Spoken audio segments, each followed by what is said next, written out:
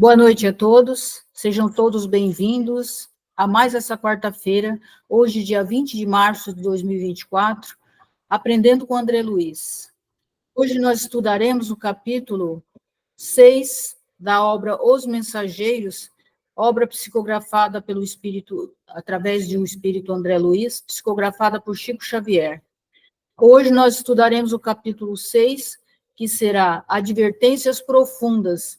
E quem vai coordenar o estudo hoje é o nosso irmão Amauri. Amauri, fica à vontade, pode começar. Show. Fazer só uma abertura, pedindo ao nosso Mestre Jesus, ao nosso Pai, Deus, que abençoe esses momentos de reflexão e de estudo, que possa ser de grande proveito para todos nós, todas essas ideias que o Chico trouxe caridosamente, trazidas pelo Chico, do André Luiz, que assim seja. Vamos lá. Como a Badia já disse, nós estamos no capítulo 6 dos Mensageiros, Advertências Profundas, é o nome do capítulo, é o 6º, estamos no comecinho do livro, e é um capítulo um pouco mais duro, então eu já comecei de uma maneira um pouquinho mais descontraída aqui, porque é um puxãozinho de orelha. A gente vai ver, a impressão que eu tive, né, que o Telésforo estava dando um recado assim mais intenso, mais firme. A gente vai ver até ao longo do estudo a adjetivação e tudo mais. E sempre que tem um pessoal da espiritualidade com esse nível mais elevado, por mais que sejam firmes e duras as coisas que às vezes são reveladas, é importante a gente prestar atenção e ver o que a gente vai fazer com tudo isso. Vamos lá.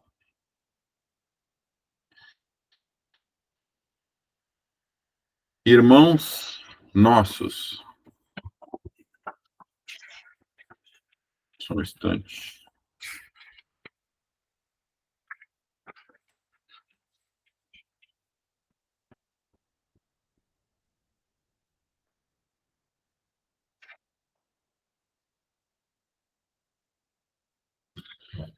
Eu acho que está só um instante. Deixa eu acompanhar junto no livro aqui antes de...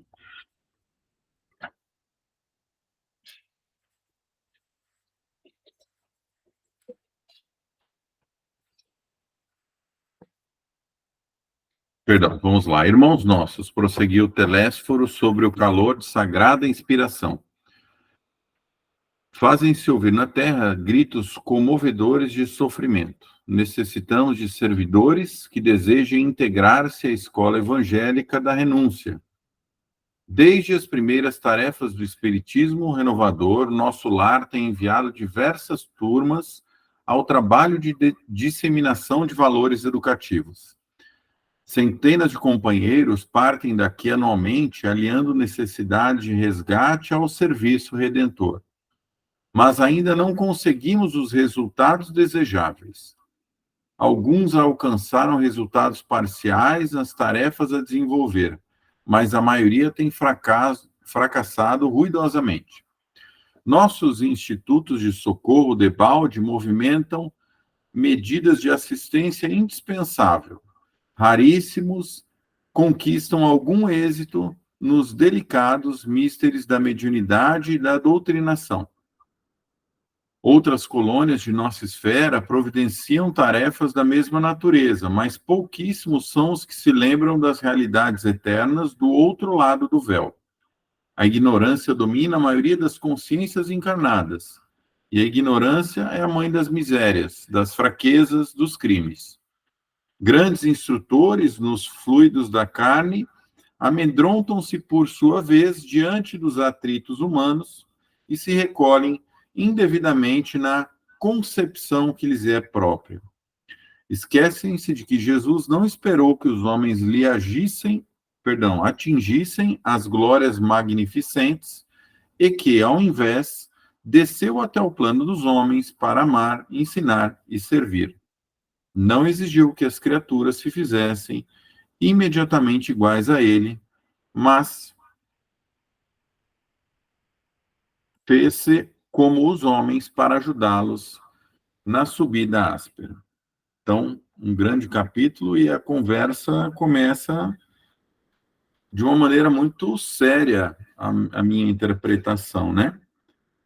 Fiquei espantado que ele coloca desde o início do Espiritismo. Então, eles sempre trabalharam apoiando, né, a disseminação do Espiritismo, suportando os médiuns que vêm até hoje, né, aqui a crosta para encarnar e para tentar melhorar a sua condição, resgatar suas questões pessoais.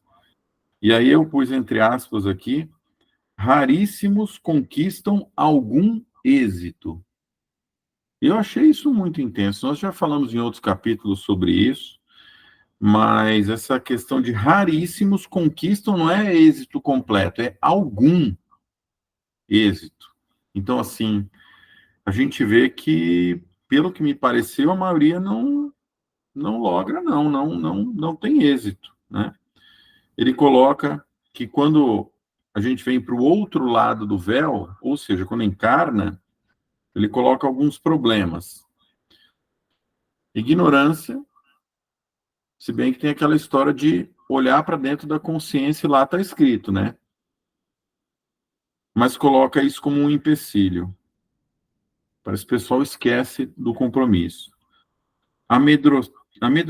Amedrontam-se diante dos atritos humanos. Então, assim, começa a ter problemas, natural, expiação e provas, vão haver problemas, e aí o pessoal dá uma vacilada, um passinho para trás e esquece o propósito da encarnação. E aí vem a pergunta, né? Jesus esperou a luz plena nos humanos, nos homens, para que servissem, para que... Não esperou, né? Ele veio e entendeu a nossa deficiência, então vamos comentar disso no próximo também, mas se Jesus, né, não fez essa exigência, quem somos nós para fazer esse tipo dessa exigência? Me lembrei, não tinha como não lembrar disso, do capítulo, acho que é o 18, do Evangelho, muitos chamados e poucos escolhidos, porque é bem isso, né? Você está lá, Jesus de braços abertos, esperando a gente para a seara do bem, da luz, do esclarecimento, da doutrinação, e muitas vezes a gente não consegue ser bem sucedido. Isso foi o que eu entendi nessa passagem.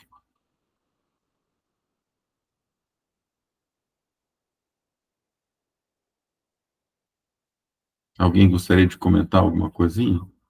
É aquilo que, acho que foi no último capítulo, né, que, não sei se foi no último ou no penúltimo, que até eu perguntei para o Adão, né, que eu achei que era 30% que a gente conseguia, ele falou que geralmente é 10%, né, por cento. Então, bate com isso que ele está falando aí, né, porque eu acho que essa questão ainda da consciência, se bem que esse livro foi escrito uma época atrás, mas eu acho que não é tão diferente hoje, né, eu penso que não é tão diferente, porque, assim, às vezes as pessoas fazem as coisas meio automático, né? Nós ainda fazemos as coisas meio automático, fica muito no intelectualismo ainda, né? Porque a gente precisa, eu acho, desenvolver mais essa consciência, sabe, daquilo que está fazendo. É como aquela história lá do Mahatma Gandhi, né? Que o mestre, os discípulos dele falavam, né? Que quando ele estava comendo. Desculpa se eu não errei a pessoa, mas quando estava comendo, ele estava comendo, quando ele estava dormindo, ele estava dormindo, quando ele estava bebendo água, ele estava tomando água, ou seja, ele estava ali no momento presente, sentindo aquilo que ele estava fazendo, ou seja, vivendo cada momento, né? Então, eu acho que a gente faz muitas coisas pensando daqui uma hora o que eu vou fazer, ou às vezes a gente se perde nessa concentração da nossa energia justamente disso, né, o que eu estou fazendo agora? Por exemplo, agora nós estamos aqui só estudando, Nós não temos que ficar pensando depois o que eu vou fazer, ou ficar com o pensamento disperso. Então, eu vejo assim, que as pessoas têm muita dificuldade ainda em concentrar no momento presente, né? Que fica lá no passado preso, ou num bate-papo, de uma conversa, às vezes, que nem faz parte daquele contexto. Então, eu vejo assim, que o que falta em nós é maior concentração naquilo que está fazendo, maior responsabilidade naquilo que a gente estiver fazendo naquele momento. Por exemplo, se eu estou conversando com você, eu estou ouvindo você, agora eu estou ouvindo você. Eu não estou fazendo outra coisa.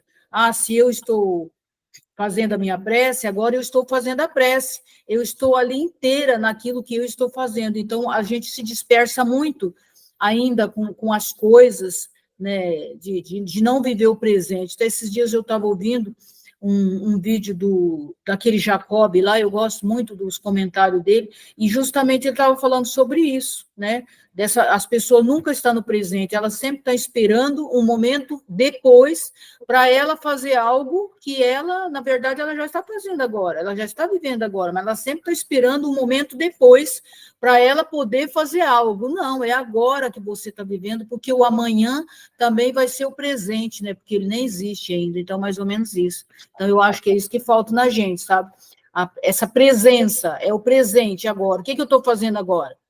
Mesmo que eu esteja lá botando sei lá, estou colocando a comidinha para alguém, eu estou preparando o sanduíche do pão. Nesse momento, eu estou preparando o sanduíche do pão. Eu tenho que ter consciência que ali está indo minha energia, que tipo de energia que eu estou colocando ali. Tudo esse tipo de coisa, eu acho que a gente precisa ter mais essa consciência dessas coisas. Eu gostei do que você falou. Enquanto a questão da sensibilidade, eu acho que ela tem que ser, a gente tem que estar com essa anteninha sempre captando, né, percebendo de fato. Isso norteia. Se ficar muito racional e perder a sensibilidade, você acaba indo por caminhos, às vezes, não tão bons. E ele continua. E com um profundo brilho no olhar, Telésforo acentuou, depois de um pequeno intervalo: se o mestre divino adotou essa norma, que dizer das nossas obrigações de criaturas falidas, né? Fazendo referência a aceitar as deficiências dos outros e trabalhar conforme, e as nossas também, e trabalhar conforme que nós temos possibilidade de trabalhar e aprender e crescer, mesmo com as nossas incompletudes. Abstraindo-nos das necessidades imensas de outros grupos, procuremos identificar as falhas existentes naqueles que nos são afins. Em derredor de nós mesmos, os laços pessoais constituem extenso campo de atividade para o testemunho. Olha lá. Cesse para nós outros a concepção de que a terra é o vale tenebroso destinado a quedas lamentáveis, e agasalhemos a certeza de que a esfera carnal é uma grande oficina de trabalho redentor. Preparemo-nos para a cooperação eficiente e indispensável. Esqueçamos os erros do passado e lembremo-nos de nossas obrigações fundamentais.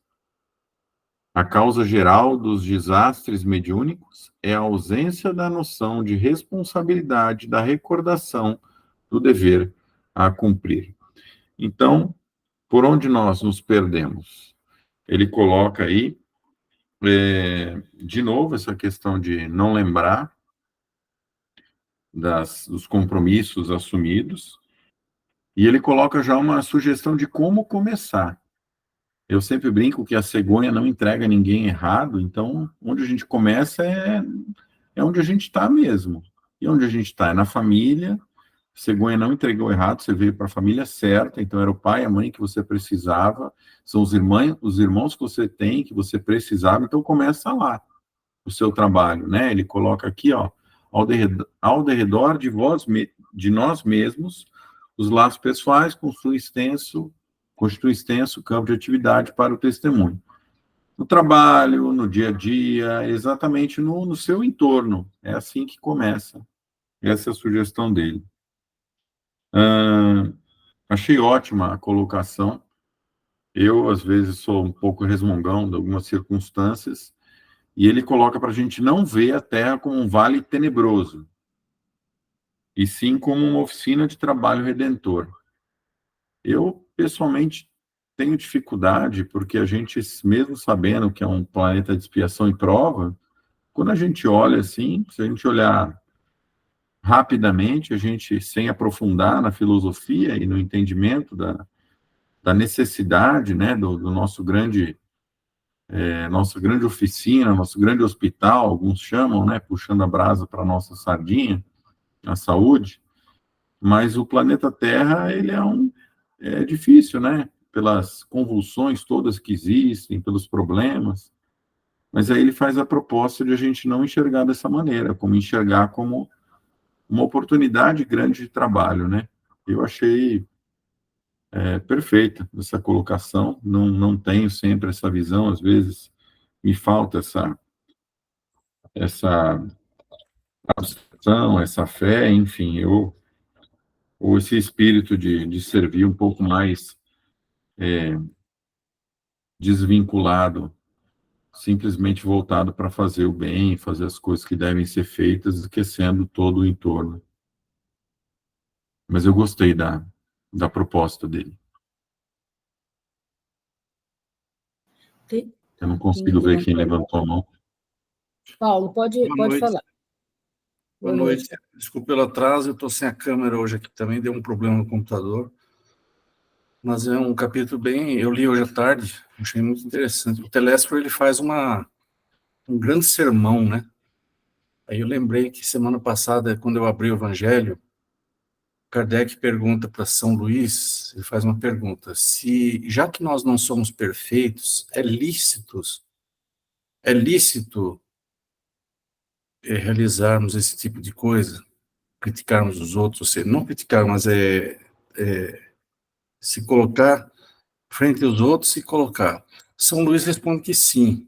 Ele fala que sim, porque é justo, porque nós devemos ajudar as pessoas, mas ele fala que desde que nós sejamos os primeiros a observar se aquilo que nós estamos dizendo não se aplica a nós. Essa é a resposta dele, achei muito interessante. Então, sempre que a gente fala, como o Telésforo está fazendo aqui, e em alguns momentos ele fala mais para frente também que nós falimos, eu fali, ele fala assim, então ele aplica a ele essa regra. Essa é uma regra do Evangelho. Se formos falar alguma coisa, a primeira coisa... Eu lembro sempre de uma história, não lembro quem me contou, se foi lá no NAR, acho que foi no NAR, sobre o Gandhi, né, que quando uma criança foi pedir, a mãe foi pedir para ele parar de comer doce, a Badia tá lembrando, que acho que ela lembrou da história. O Gandhi ficou uma semana lá, pediu para a mãe voltar depois, porque aí depois quando ela voltou, ela perguntou assim, mas por que você demorou tanto, né, a me dar a resposta? Ele falou que, olha, eu fiquei uma semana sem comer doce para ter experiência, ganhar experiência e poder dizer para o seu filho não comer doce. Então ele aplicou essa regra que o São Luís escreve no Evangelho, que eu acho muito bonita. É uma regra que a gente tem que ter para nós mesmos. Outra coisa que eu achei interessante aqui é que eu concordo com ele que nós perdemos a recordação do dever.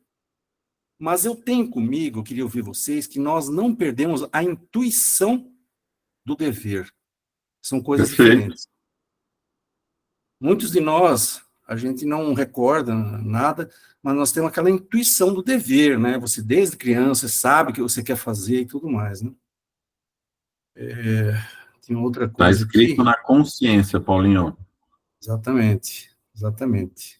Acho que é isso, obrigado. Só fazer um comentário rápido, Amaury, quando você fala nessa questão de ver o plano de outra forma, né? Não ver assim como algo tenebroso.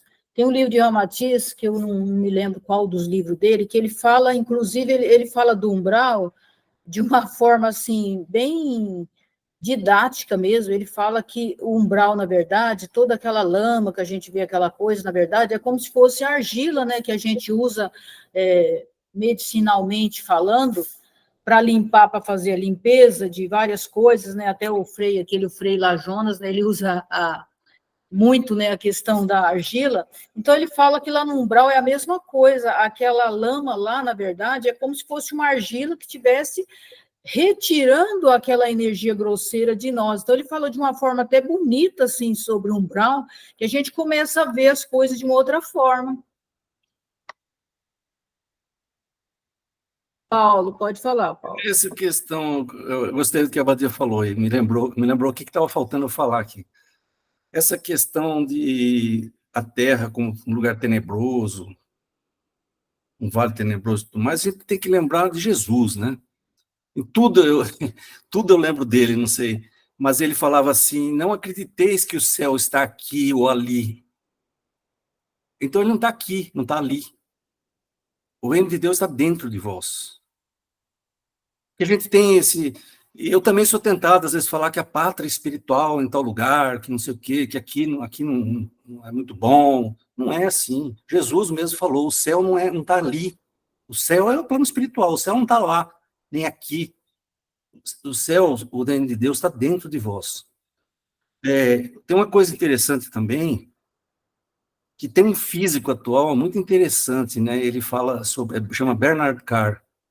Ele descobriu, ele é materialista, mas ele, por cálculos, ele descobriu que a quinta dimensão é mental, segundo ele. Eu achei isso fascinante para um físico materialista descobrir isso. Porque tudo que a gente vê aqui no nosso lar, os Mensageiros, e todos os livros do André Luiz, especialmente ali no Umbral, é construção mental. É a mente, como a Dia falou, aquela lama, tudo aquilo ali, você está construindo, aquilo é metal. Interessante esse cara, eu até convido vocês a lerem alguma coisa sobre a vida dele. Ele fez doutorado com Stephen Hawking, aquele físico que ficou na cadeira de roda há muitos anos, né? Ele foi aluno dele. Obrigado, Badia. Obrigado para vocês. Então, sábado, até estava falando para o Adão, como você falou, isso eu me lembrei. Eu falei para o Adão assim, pô, você não pode ir tão cedo, né? Porque ir embora, né? Daí ele falou, mas ir embora para onde? Não existe lugar para ir. Ou seja, você só está do outro lado, mas está aqui, está no mesmo lugar, né? Só está em dimensão diferente. Aí eu falei para ele, não, mas é que daí eu não vou ficar vendo você. Aí ele falou, ah, tá, porque quer dizer, ninguém vai para lugar nenhum, né? Porque você só muda de faixa, né? De faixa de vibração, só isso, mas está todo mundo junto. Ana, pode falar. É exatamente isso que você falou, Abadia, porque os ensinamentos dos mestres indianos, o Bhagavad Gita, o que ele fala? Tudo que você pensa, tudo que você concentra na sua mente, nos seus sentidos, é tudo ilusão.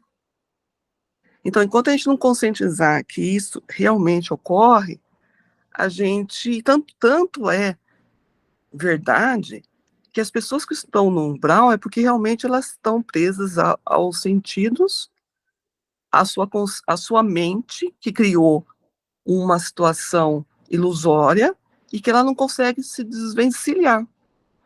Então, enquanto ela não elevar os seus pensamentos na consciência realmente de quem você fica preso a uma ilusão. É isso que eu entendo.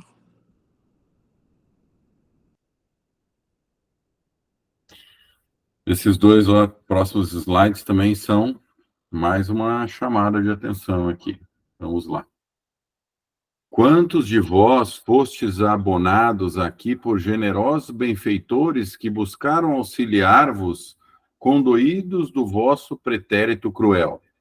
Quantos de vós partistes entusiastas, formulando enormes promessas? Entretanto, não soubeste recapitular dignamente para aprender a servir, conforme os desígnios superiores do Eterno. Quando o Senhor vos enviava possibilidades materiais para o necessário, regressáveis à ambição desmedida. Ante o acréscimo da misericórdia do labor intensificado, agarrastes a ideia de existência cômoda. Junto às experiências afetivas, preferistes os desvios sexuais. Ao lado da família, voltastes à tirania doméstica e aos interesses da vida eterna, sobrepuseste as sugestões inferiores da preguiça e da vaidade. Deste-vos, na maioria, a palavra sem responsabilidade e a indagação sem discernimento, amontoando atividades inúteis. Como médiums, muitos de vós preferieis a inconsciência de vós mesmos, como doutrinadores formuláveis conceitos para exportação, jamais para uso próprio. Que belo puxão de orelha, né? Falando de todos os desvios, né? Que diferentemente do que se esperava para a evolução espiritual. Então, colocam preguiça, desvio sexual, tirania, vaidade, e no final termina como o velho: eu faço o que eu digo, não faço o que eu faço, né? Então, você fala as coisas e da boca para fora, porque você não faz uso próprio daquilo que você está falando. Segue o puxão de orelha, né? O outro slide também nessa mesma linha.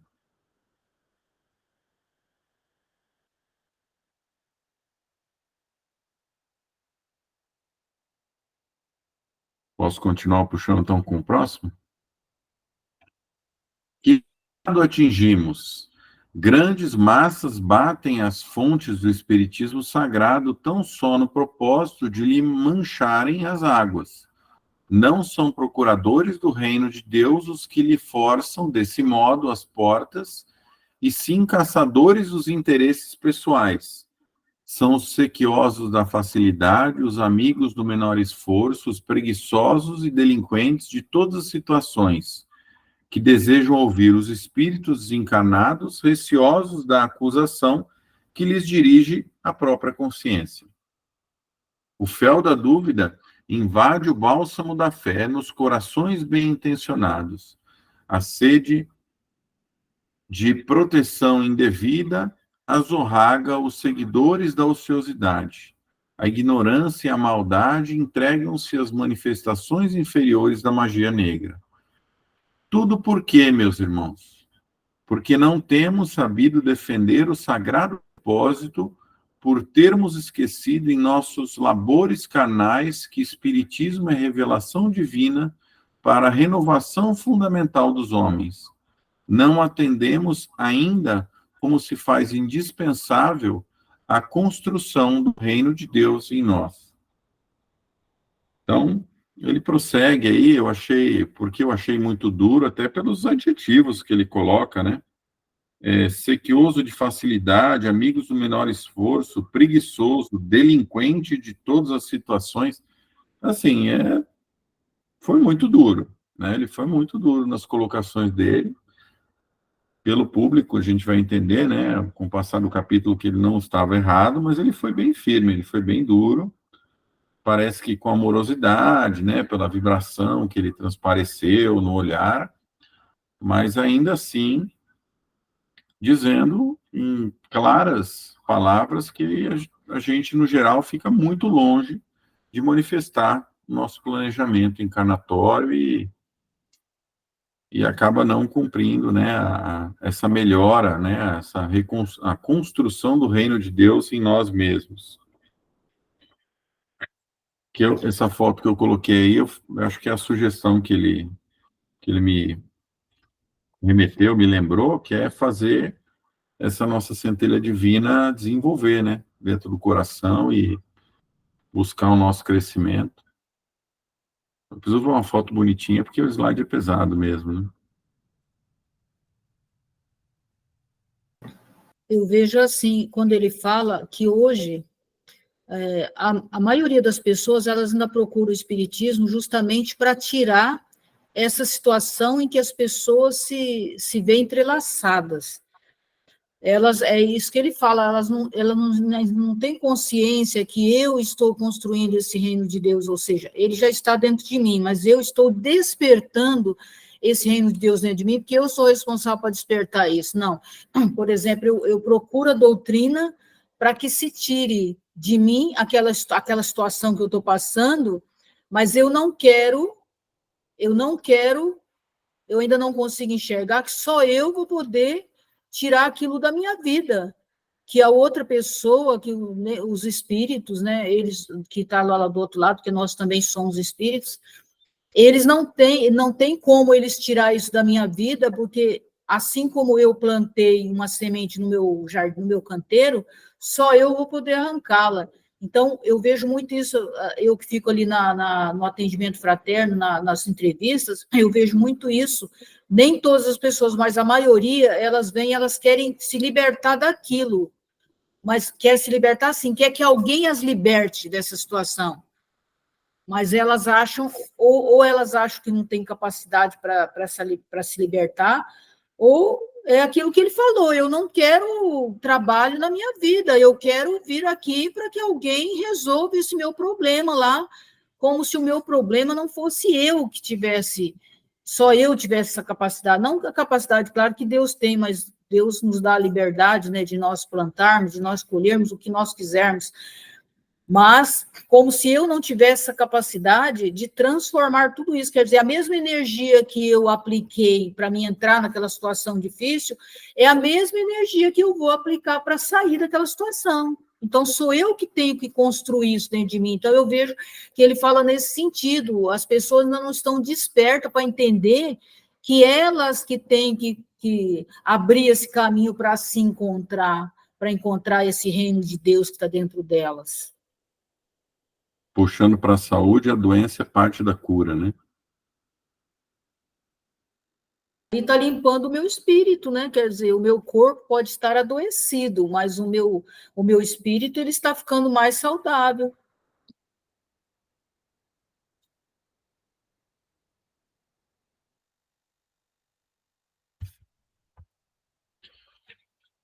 Vamos lá, então. Contudo, não abandonemos nossos deveres a meio da tarefa. Voltemos ao campo retificando as semeaduras.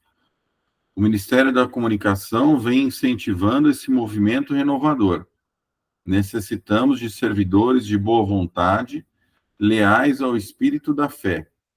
Não serão admitidos os que não desejarem conhecer a glória oculta da cruz do testemunho, nem atendem aqui os que se aproximem com objetivos diferentes. Aqui estamos todos companheiros da comunicação, endividados com o mundo, mas esperançosos de êxito em nossa tarefa permanente. Levantemos o olhar. O Senhor renova diariamente nossas benditas oportunidades de trabalho, mas para atingirmos os resultados precisos, é imprescindível sejamos seguidores da renunciação ao inferior. Nenhum de nós, dos que aqui nos encontramos, está livre do ciclo de reencarnações na crosta. Todos, portanto, somos sequiosos de vida eterna. Não olvidemos, desse modo, o calvário de nosso Senhor, convictos de que toda saída dos planos mais baixos deve ser uma subida para a esfera superior. E ninguém espere subir espiritualmente sem esforço, sem suor e sem lágrimas. Olha que legal, né? Então, foi bastante duro, de novo, mas dizendo que, ok, não semeamos boas coisas, semeemos agora. Então, nós temos sempre a possibilidade de fazer um novo fim para a história, não de começar outra vez, mas de daqui para frente fazer diferente. E aí eu coloquei o passarinho aí tomando chuva, né? Neve, não sei o que é isso exatamente. Mas é isso, se você quiser alçar grandes voos para esferas mais altas, certamente haverão dificuldades. Ana, pode falar. Então, eu acho a palavra-chave aí que ele colocou, quando ele fala, sejamos seguidores da renunciação ao inferior. Para mim, ele está dizendo para renunciar a nós mesmos, aos nossos defeitos, à nossa maldade, o nosso orgulho, a vaidade, a falta de humildade. Então, se enquanto não conscientizarmos que essa renúncia é dentro de nós, e principalmente aceitarmos que nós somos tão ruins, tão maus conosco mesmo e com os outros, nunca iremos ser salvos. Eu fiz um curso de consagração a Nossa Senhora, na Igreja Católica. E nós estudamos o Tratado de São Luís de Maria de Montfort. E ele falou que só pode chegar a a sentir pelo menos um mínimo do que é um amor por Maria, nossa mãe, é você se despojar de você mesmo. Primeiramente, reconhecer a sua maldade, que já está intrínseca em você, a sua vaidade, o seu orgulho. Então, eu acho assim, então, quando ele fala renunciação inferior, enquanto não houver essa conscientização, que eu acho que ele está nos dando essa oportunidade de aprendizado aqui, né? Não há como você ter uma outra porta para ser melhor. Porque você acha que, assim, eu penso que as pessoas acham que tudo acontece sem a necessidade de você se limpar como alma, né? Como pessoa, né? Então, esse caminho é longo enquanto a mente achar que nós somos perfeitos, que o fato de ter feito uma caridade ali, você já está fazendo uma coisa boa, não se enxergar como um ser que precisa renunciar a tudo que nós aprendemos de uma forma errada. Então, agora a gente tem que desconectar tudo que a gente aprendeu, que eu acho que está no caminho errado. Como diz lá no CBV, ponto, no CRC. Então, isso que você falou é muito importante, tanto que eles falam que tem espírita, né, que ajudou 1 milhão de pessoas, mas chegou lá do outro lado, descobriu que não se ajudou nesse sentido, né, da transformação, quer dizer, ele auxiliou 1 milhão de pessoas, vamos supor, a se transformar, a voltar para eles mesmos, a consertar, né, aquilo que estava errado na vida deles, mas a própria pessoa não fez isso, né? Exatamente, Badinha. Enquanto não houver essa conscientização, vai ficar rodando atrás do rabo e vai achar que vai voltar. Não é bem assim, né? No slide anterior, ele colocou, né, exatamente isso que vocês estão falando, né? Não atendemos ainda como se faz indispensável a construção do reino de Deus em nós. Então, é exatamente isso, é fazer o bem, inclusive a todas as pessoas, inclusive nós, né, Abadia, que somos uma pessoa também, né? Exatamente. Aliás, tem que começar por nós. Quando Jesus falou, amai o seu próximo como a ti mesmo, ele já deu a dica, né? Primeiro, olhe para você, que você precisa ser um ser, né, de amor, porque eu só vou dar para o outro de verdade aquilo que eu tenho dentro de mim. Se eu não tiver dentro de mim, vai ficar só como palavra, quer dizer, eu posso ir lá fazer uma série de coisas, mas eu vou fazer algo automaticamente, como fosse uma máquina, o mesmo que uma máquina vai fazer, eu estou fazendo uma coisa que uma máquina tem a possibilidade de fazer. Aí, quando eu coloco o amor, aí não, aí uma máquina já não pode fazer aquilo que eu estou fazendo. Então, quer dizer, se eu estou passando manteiga num pãozinho lá, por exemplo, para dar para um irmão, se eu estiver fazendo só por fazer ali, uma máquina podia fazer no meu lugar, mas se eu colocar aquele momento, eu estou fazendo aquele sanduíche para aquela pessoa, então, se eu estou colocando amor ali onde eu estou colocando, uma máquina não pode fazer o meu trabalho. Mas se eu só faço no automatismo, qualquer máquina faz aquilo que eu estou fazendo. Eu não sou diferente de máquina nenhuma. A Márcia, depois a Ana. Posso fazer uma colocaçãozinha? Sem esquecer que nós não vamos ter plenitude, Sim. né, cristandade, para nos movimentar. Então, acho que é um movimento contínuo, né, e concomitante. A gente tem que trabalhar a nossa reforma, as nossas arestas. Aliás, no auxílio ao outro, a gente também vai possibilitar perceber essas coisas, né? No contato com o outro, nessa troca, pô, mas eu fui ríspido com o sujeito, mas eu queria ajudar, mas você foi ríspido, por que você foi ríspido? Aí você vai ponderar as suas questões também, né? Ao lidar com o outro. Sim, daí na próxima vez você tenta ser menos, não conseguiu, mas você tem que ter a consciência de que você ainda está assim, né? Mesmo que você não conseguiu, é aquilo que eu falo, você tem que ir exercitando todo dia. Quer dizer, hoje eu não consegui ser mais amável, mas amanhã eu vou tentar de novo, não consegui, depois no outro dia eu vou tentar de novo, até eu conseguir aquilo que eu quero, mas eu tenho que ter consciência que eu tenho essa deficiência em mim ainda. Pode falar, Márcia, depois a Ana. Boa noite, meus amigos queridos. Só lembrando de uma pequena passagem de um livro, que eu não me lembro exatamente qual é, que um palestrante espírita, presidente de centro, espírita emérito, de 20, 30 anos de trabalho em centro, ele dava todas as palestras do centro, e tinha uma senhora que participava do centro, muito humilde, se não me engano, uma copeira, uma servente auxiliar de limpeza, né? Eu me lembro. Aí ele desencarnou, e ele se olhou e se via, foi recolhido pelos amigos, sem nenhum problema, e se via assim, meio cinzentinho, meio fosco, e um belo dia ele encontra com essa senhora que participava humildemente das reuniões, iluminada, evoluída, resplandecente, feliz, e ele chegou e notou essa diferença vibratória entre eles, e ela veio toda feliz para ele, e falou, oh, doutor, como é que vai? Tudo bem? Eu estou tão feliz. E ele falou, nossa, fulana, como você está bem, né? Eu, claro, doutor, eu fazia tudo o que o senhor mandava nas palestras. Eu não tinha como não ficar bem. Quer dizer, ela agia, né? E ele só falava.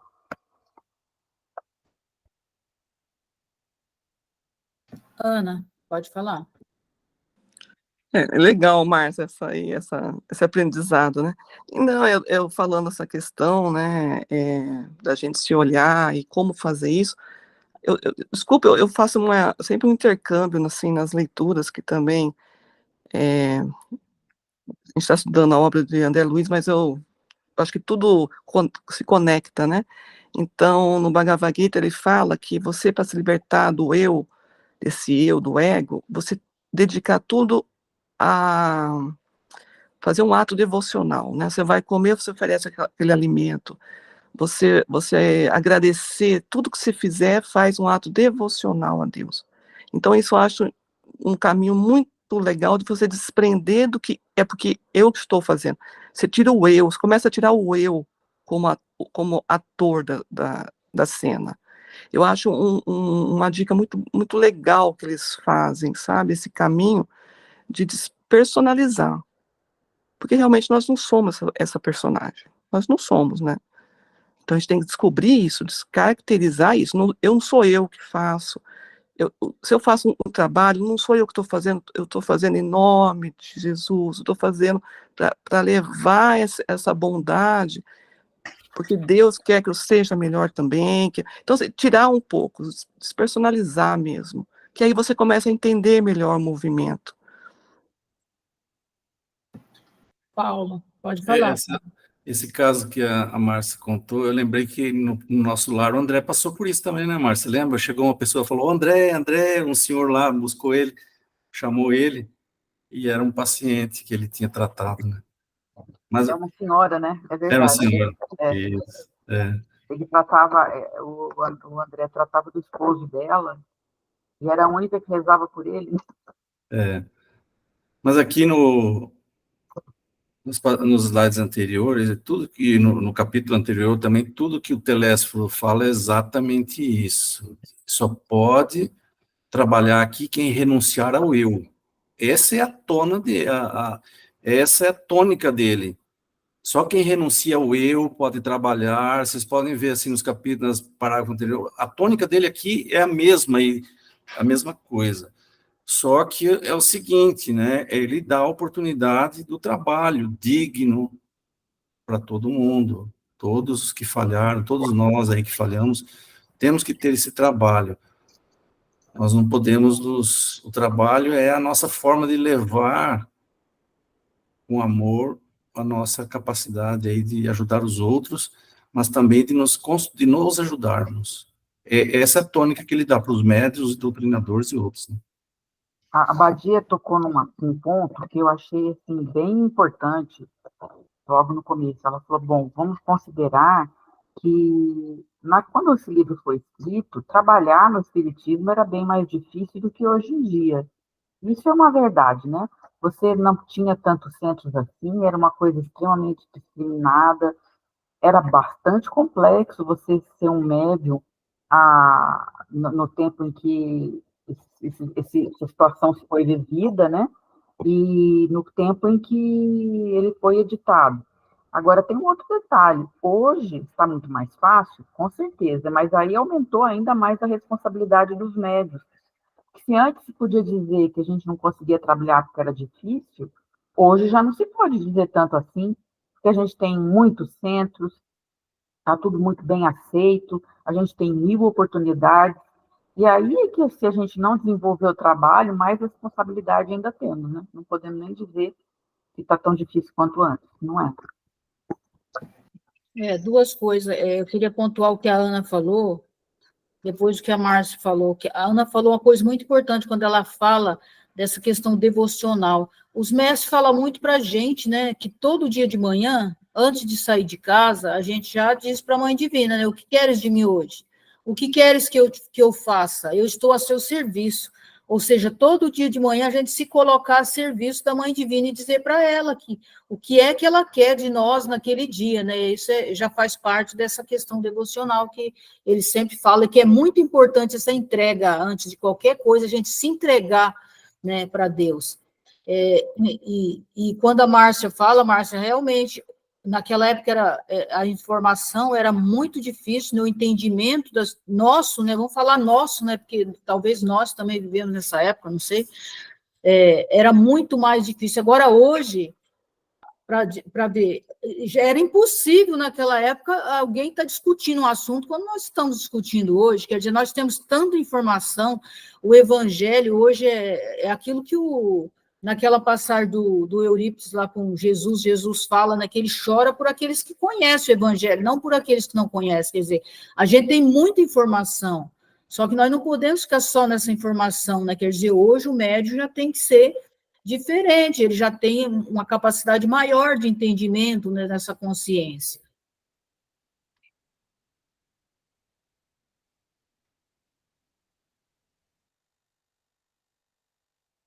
Então, vamos adiante. Nesse momento, cessou a preleção de Telésforo, que abençoou a Assembleia, mostrando o olhar infinitamente brilhante e aceitando, em seguida, o braço de Aniceto para afastar-se. Debaixo de profunda impressão, em face às incisivas declarações do instrutor, observei que numerosos circunstantes choravam em silêncio. Ao meu olhar interrogativo, Vicente explicou: são servidores fracassados. Nesse instante, Telésforo e o nosso orientador postaram-se junto de nós. Duas senhoras de grave fisionomia aproximaram-se respeitosamente e uma delas dirigiu-se a Aniceto nesses termos: desejávamos o obséquio de uma informação concernente à próxima oportunidade de serviço que será concedida a Otávio. O Ministério prestará esclarecimentos, respondeu o interpelado atencioso. Todavia, tornou a interlocutora, ousaria reiterar-lhe o pedido. É que Marina, grande amiga nossa, casada na terra há alguns meses, prometeu-me cooperação para auxiliá-lo e seria muito de meu agrado localizar agora o meu pobre filho, em novos braços maternais. Aniceto esboçou um gesto de compreensão, sorriu e esclareceu sem afetação. Convém não estabelecer o plano por enquanto, porque, antes de tudo, precisamos conhecer a solução do processo de médiuns fracassados, em que está ele envolvido. Somente depois, minha irmã. Então, pela reação do público, a gente percebe o porquê do chamado dele, do capítulo inteiro, porque provavelmente tinham várias pessoas que precisavam ouvir essas coisas naquele momento, né? E vários se condoeram com tudo aquilo e choraram e pelo fracasso do plano estabelecido e não cumprido. E essa senhora foi pedir uma intervenção, né, pelo filho, que estava numa situação ruim, e ele falou, não, agora não.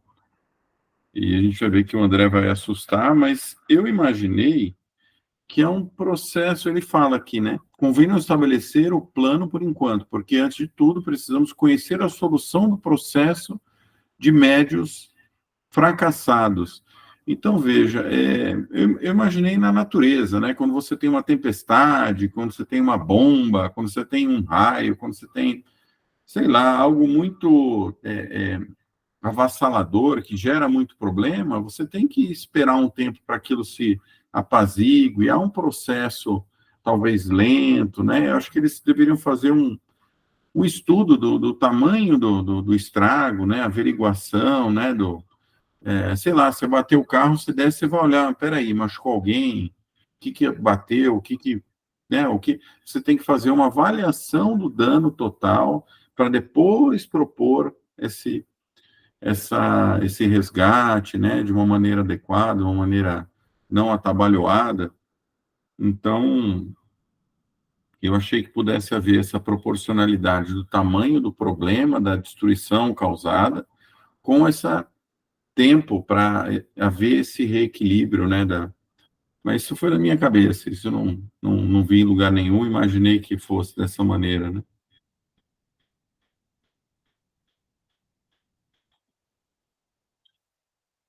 Pode falar, Paulo.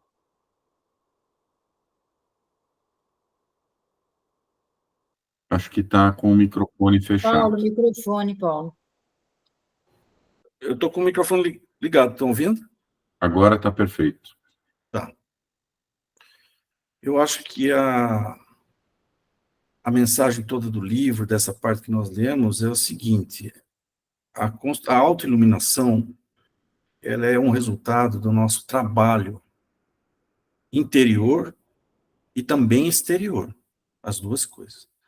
Você meditar lá na montanha, lá na caverna, não sei aonde, é muito bom. Você chega também a um estado de iluminação, mas depois teremos que fazer o nosso trabalho em relação àqueles que ficaram, nossos irmãos que estão lá necessitando. Essa é a grande mensagem, não tem como fugir disso.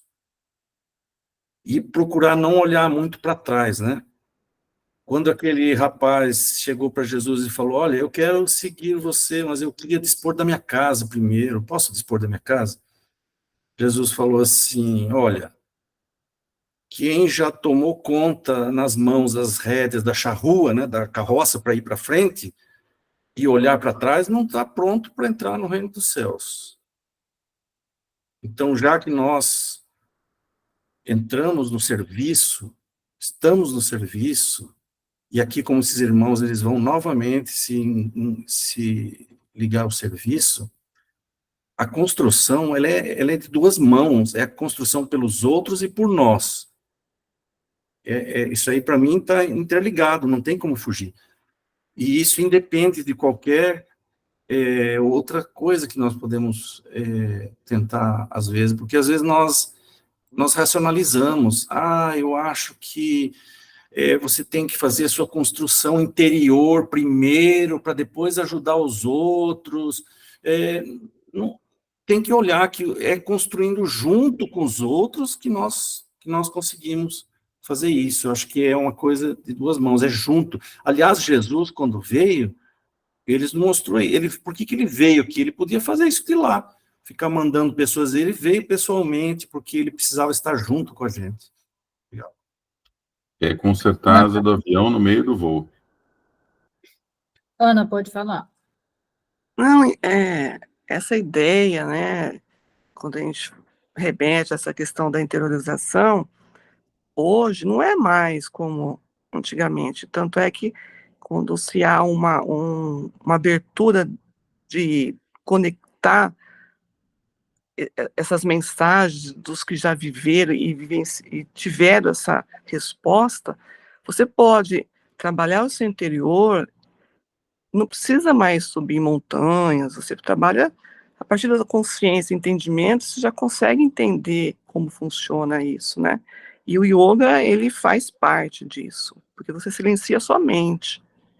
Isso não quer dizer que vai impedir de você trabalhar, aí sim, com a consciência de que você é uma alma e não o seu eu, e vai servir. Aí você vai servir desapegado do orgulho, desapegado dos resultados que você vai querer para se sentir melhor.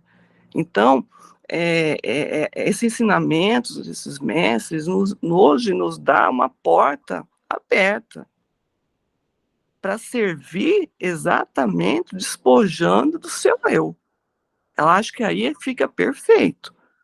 Jamais você vai atingir, né, a sua elevação, a sua alma, se você não servir.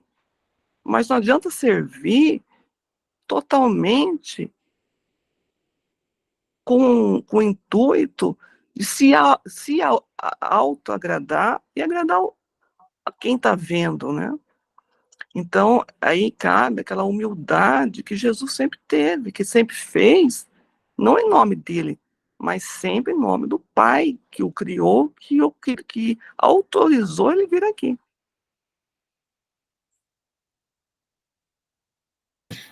Os mestres sempre falam uma coisa muito importante, assim, eu acho muito importante, eles vivem falando para a gente. E depois que a gente começa essas coisas na nossa vida, ou seja, começa a tomar consciência das coisas, eles falam, não tem mais volta. Você começou no caminho, não tem mais como você retornar, ou seja, né, cada vez mais você tem que ir para frente e você tem que cada vez ter um entendimento maior do que aquele que você tem hoje. Eles falam muito isso, não tem mais volta. Ou seja, ir para frente, como o Paulo falou, né, não olhar para trás mais, é daqui para frente. O que passou, passou, de hoje, todos os dias, eu tenho que procurar, né, fazer melhor do que eu fiz ontem. Eu posso até não dar conta, mas eu tenho que ter essa consciência que eu... Pode falar, Paulo. O problema é quando a expressão do André Luiz, quando vem aos fluidos da carne, né, Badia, que a gente esquece tudo. Aí que é o problema, né? Mas concordo plenamente com você. Quando começa o processo, o certo é que a gente vá sempre para frente. O problema é que as quedas acontecem, né? Mas às vezes acontecem justamente por isso que a Badia está falando aí. Porque o trabalho não foi bem feito nesse trabalho que eles estão fazendo aqui, que ele está propondo, que é ir lá e trabalhar, né? E fazer o trabalho interior, né? Claro. Mas é aquilo, Paulo, o próprio Paulo de Tarso deixou a pista para a gente, né? Quer dizer, ele tinha feito um monte de besteira, mas quando ele descobriu que ele estava equivocado, ele fez tudo diferente, né? Ele deixou tudo para trás, ele caiu, ele teve a queda dele, mas daí ele se levantou, né? Ele não ficou lá caído, se achando coitado, se achando o pior pessoa do mundo, né? Não, ele levantou e agora eu já sei qual que é o correto fazer, então eu vou fazer, porque agora eu já sei. Não, Badia, mas estou falando assim, é quando você reencarna novamente, que vem e esquece Entendi. tudo. Mas, Paulo, mas lá no fundo, desde quando a gente é criança, a gente já tem uma certa tendência, que a gente já sabe mais ou menos o caminho que a gente vai. É a intuição, né? É a intuição. Está escrito na consciência. A gente pode até ter as nossas quedas, a gente pode até desviar do caminho, mas a gente sabe, eu sei que quando eu era criança, eu já sabia muito bem o que eu vim fazer. Só que muitas vezes a gente se desvia, é aquela questão da flecha, né? Às vezes a gente não acerta o alvo, a gente pensa que está seguindo o caminho que é aquele que para chegar no ponto que a gente sabe que tem que chegar e não está. Mas aí é aquele discernimento para a gente retomar, mas a gente sabe, lá internamente, a gente sabe o que a gente veio fazer. Já estamos um pouquinho adiantados no tempo, mas nós vamos para o último slide, que é curto, e já vamos encerrar. Volvi os olhos para Vicente sem ocultar a surpresa, mas enquanto as senhoras se retiravam conformadas, Aniceto dirigia-nos a palavra. Tenho serviços imediatos em companhia de Telésforo. Deixo-os a todos em estudos e observações aqui no centro de mensageiros. Retirou-se. Aniceto, com os maiores, e um companheiro declarou alegremente: podemos conversar. Nosso orientador, explicou Vicente, solícito, considera trabalho útil toda conversação sadia que nos enriqueça os conhecimentos e aptidões para o serviço. Pelas nossas palestras construtivas, portanto, receberemos também a remuneração devida à cooperação normal. Curioso e surpreendido, indaguei. E se eu tentasse voltar aos assuntos inferiores da terra, esquecendo a conversação edificante?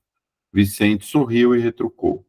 o prejuízo seria seu, porque aqui a palavra define o espírito, e, se você fugisse à luz da palestra instrutiva, nossos orientadores conheceriam sua atitude imediatamente, porquanto sua presença se tornaria desagradável e seu rosto se cobriria de sombra indefinível.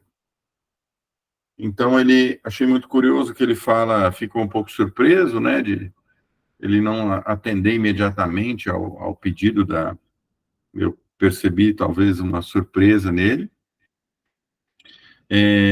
Achei interessantíssimo e faz todo sentido o que ele colocou, que a boa palavra, né, é trabalho útil e é remunerado, vale bônus hora, os psicólogos que o digam, não é? Então, é lógico que teria que valer, né, não tem como não valer. Qual que é a definição de trabalho? Precisa ter uma ferramenta, um martelinho, né, então é pleno, é perfeito. E quantas palavras, às vezes, a gente não ouve e não fala, que mudam o rumo das coisas e esclarecem, acolhem e consolam. E ele fala, e se eu mudar de assunto, né? Ele falou, aí o problema é seu, porque você que ia ficar todo enredado nas suas próprias teias aí que você construiu mentalmente. E ele então deixa o convite, né? Todas as vezes que a gente tem essas dúvidas, essas encruzilhadas aí, que a gente possa usar o nosso livre-arbítrio e semear boas coisas a qualquer tempo, seja lá o que tenha havido no passado. E é importante quando ele fala essa questão da conversação saudável, sadia, né? Porque toda palavra, tudo que sai da gente é energia. Então, se eu gasto minha energia com conversa que não vai levar a coisa nenhuma, quer Não dizer, eu precisa nem estou... falar, né, Badia? Só pensar já fez, né? Pensar também, quer dizer, eu estou direcionando a energia que eu tenho para coisa fútil que não vai levar a nada enquanto, né? E os mestres falam muito nisso, né? Essa questão do silêncio, quando eles falam nessa questão do silêncio, eles não estão falando só da palavra, está falando do pensamento também. Quer dizer, o silêncio é importante, por isso você não está gastando a energia que você possui com coisas fúteis que não vai levar a nada na sua vida, né? Então, você tem que exercitar nessa questão do silêncio. Não é o silêncio só de não dizer palavra também, mas é o silêncio de interiorizar, de voltar para esse reino de Deus que está dentro de você também.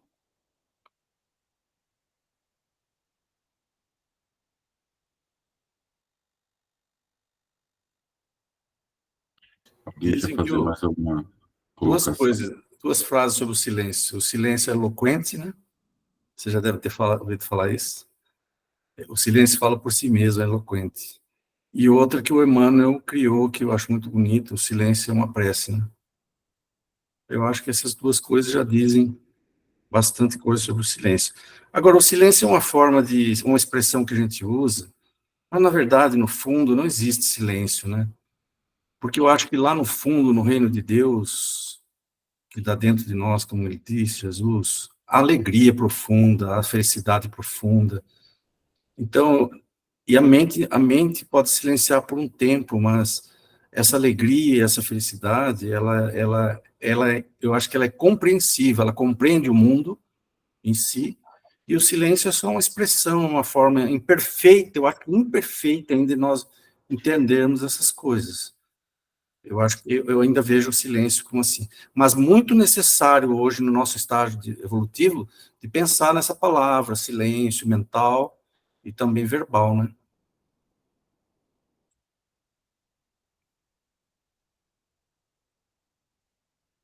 Eu vou parar a gravação aqui, e aí depois a gente vai encerrar.